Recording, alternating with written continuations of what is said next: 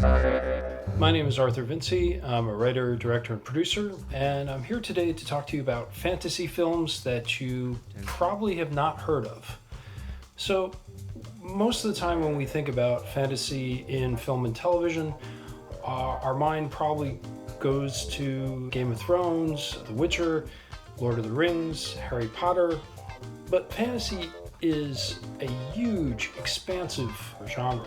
And in literature especially, there's been a whole ton of works that have come out that kind of break away from that Euro fantasy mold and offer up other broader visions of what fantasy can be. So today I wanted to bring up a few films that you probably haven't heard of that definitely qualify as fantasy films. One of the things to notice about these films is that they achieve their sense of wonder and the sense of there being a larger, more magical world without much reliance on what we would consider to be traditional special effects.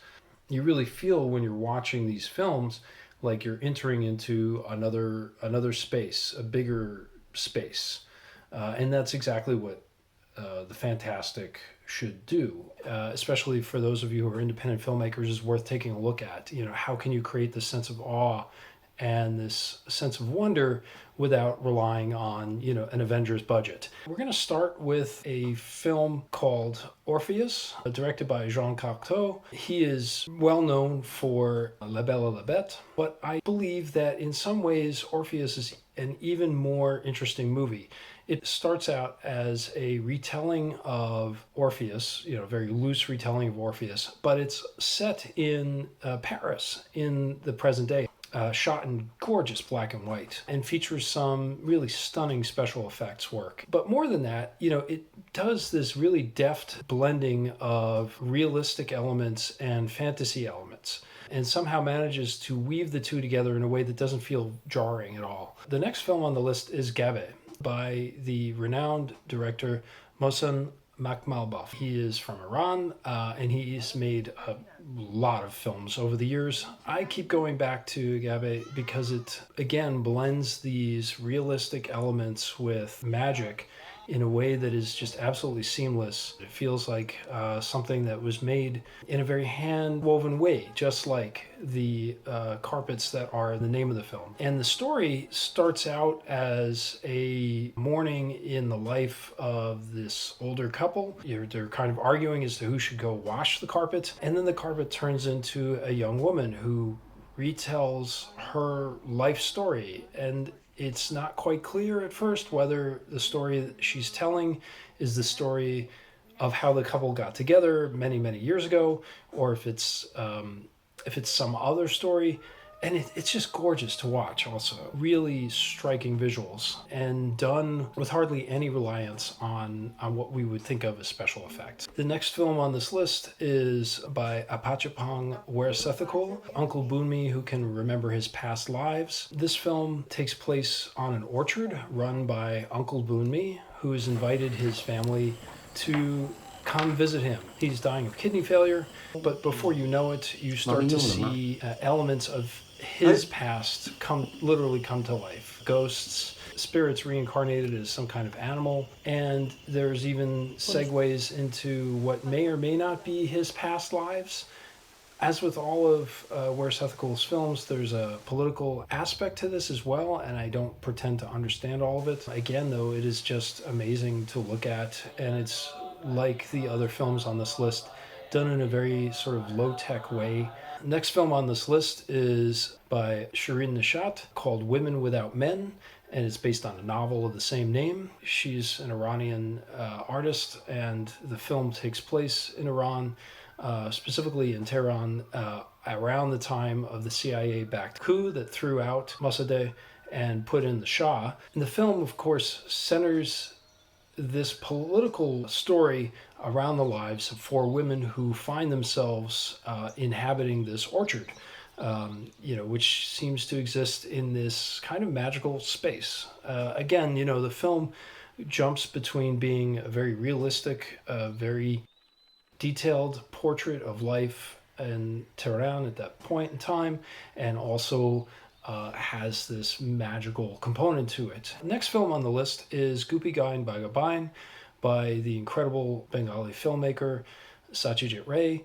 He's best known internationally for a trilogy of films called the Opu trilogy, which were a very realistic look at the life and times of the title character. Those films, by the way, I recommend highly.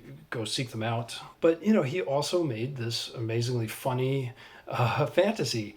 It's basically about these two sort of hapless but well-intentioned musicians who are kicked out of their respective villages, essentially because they're not terribly good at what they do. They end up stuck together, meeting on the road by chance, and are stuck together in the forest at night.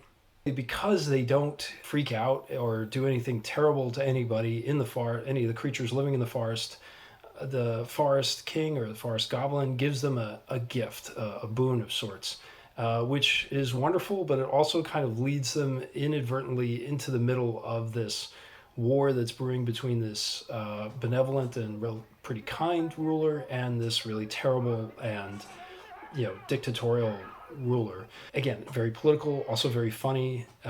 Like the other films on this list, it achieves this incredible sense of wonder on a very low budget. I think it would help if you see it with somebody who knows a little bit more about Bengali history and Bengali culture. I don't pretend to be an expert on those things, but I think even if you come into it knowing nothing about that aspect of it, you'll still enjoy yourself quite a bit. Next film on this list is Yakuza and the Mermaid by American independent filmmaker Chris Banker, who also shot it. It is a really interesting meta-narrative film about a writer who's having an incredible writer's block, and he meets someone who appears to be his literal muse, but also the characters in the novel that he's trying to finish start coming to life in front of him. He's trying to figure out what to do with them and how to craft the story that he's writing at the same time as he's negotiating this romantic relationship. It's really wonderful. It's shot in New York and makes New York a really great character in the story. Again,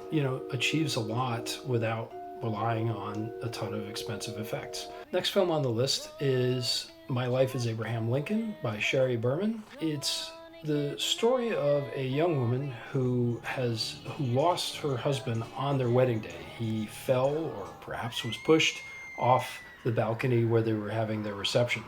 And it sort of describes her process of dealing with her grief, but it also then very quickly takes a meta turn or a twisted turn until you don't know exactly whether what you're seeing is what's going on in her head, what's going on outside, is it a commentary on the nature of the dreamlike nature of film, and again, it does all this with a very smooth kind of glide between reality and fantasy. So the next film is Afterlife by Hirokazu Koreeda, and it's set in a kind of limbo where you go after you die, and a group of counselors basically help you to review the events of your life over the course of a week and pick out the moment in your life which has some kind of definite meaning for you, which has some kind of special resonance for you.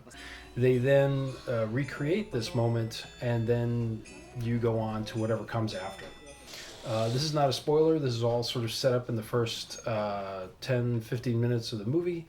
You gradually start to learn from the interactions between the counselors and between the counselors and the recently deceased about, how they all ended up here and what this all means for them. It's also a wonderful commentary on the nature of filmmaking and the way in which filmmaking can be transformative. The next film on our list is Atanarjarat, The Fast Runner, which was directed by Zacharias Kunuk. It was the first film that was shot entirely in the Inuit native tongue. It is based on the legend of the titular character, Atanarjarat, and the struggles he goes through. There's sort of an intergenerational struggle between him and the leader of his community and the leader's son. It is really just stunning to watch. It was shot in the Arctic. It feels like it is both incredibly realistic, but also does have supernatural elements that fit seamlessly together. Last film on this list is Sankofa by Ethiopian filmmaker Haile Gerima. It describes the journey of this woman, an African-American model who is on a photo shoot in Ghana when she is transported back in time into the body of an enslaved African woman living on a plantation in the West Indies, and what happens on the plantation. It is an amazing movie.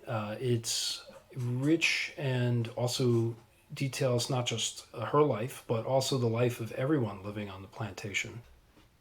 So what unites these different fantasy films that I've just talked about? Part of it, I think, is that they find the miraculous in the everyday and the everyday in the miraculous.